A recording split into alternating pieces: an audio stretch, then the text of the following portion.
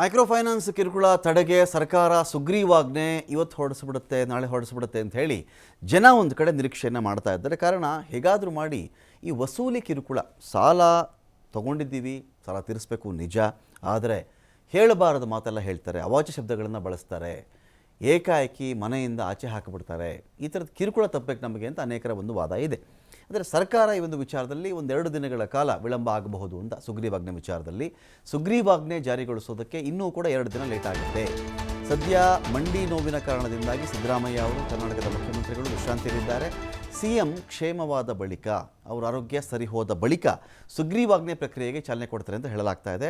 ಸಚಿವರು ಅಧಿಕಾರಿಗಳ ಜೊತೆಗೆ ಮತ್ತೊಂದು ಸುತ್ತಿನ ಚರ್ಚೆ ಮಾಡಬೇಕು ಅಂತ ಕೂಡ ಚಿಂತನೆಯನ್ನು ಮಾಡ್ತಾ ಇದ್ದಾರೆ. ಅಂದರೆ ಇದಕ್ಕೆ ಆಂಧ್ರ ಮಾದರಿ ಆಗಬೇಕು. ಇದಕ್ಕೆ RBI ಗೈಡ್ಲೈನ್ಸು, ಆಂಧ್ರ ಮಾದರಿ, ಈ ಇನ್ನೇನು ಬೇಡ. ಈ ಒಂದು ಮೈಕ್ರೋ ಫೈನಾನ್ಸ್ ವಿಚಾರದಲ್ಲಿ ಯಾರೆಲ್ಲ ಇಲ್ಲೀಗಲ್ಲಾಗಿ ರಿಸರ್ವ್ ಬ್ಯಾಂಕ್ ಆಫ್ ಇಂಡಿಯಾದ ಕಡೆಯಿಂದ ಪರವಾನಗಿ ಅನುಮತಿಯನ್ನು ಪಡೆಯದೆ ಮನಸ್ಸೋ ಇಚ್ಛೆ ಒಂದೇ ಮನೆಯವರಿಗೆ 15-20 ಲೋನೆಲ್ಲ ಕೊಟ್ಟಿದ್ದಾರೋ ಅಂತಹವರುಗಳಿಗೆ ಒಂದು ಚಾಟಿ ಬೀಸಬೇಕು.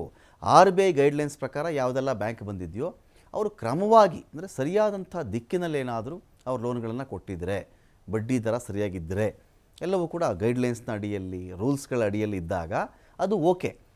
ಈ ಥರ ಯಾವ್ಯಾವುದೋ ಒಂದಷ್ಟು ಮೈಕ್ರೋ ಫೈನಾನ್ಸ್ ಕಂಪನಿಗಳು ಹುಟ್ಕೊಳ್ಳೋದು, ಯಾರಿಗೋ ಸಾಲ ಕೊಟ್ಟುಬಿಡೋದು, ಬಡ್ಡಿ ಆಸೆಗೆ, ಕಮಿಷನ್ ಆಸೆಗೆ, ಅದು ಮಾಡಿಕೊಂಡು ಎಡವಟ್ಟು ಮಾಡಿದರೆ ಅಂತಹವುಗಳಿಗೆ ನಿಷೇಧದ ಭೀತಿ ಎದುರಾಗಬೇಕೀಗ.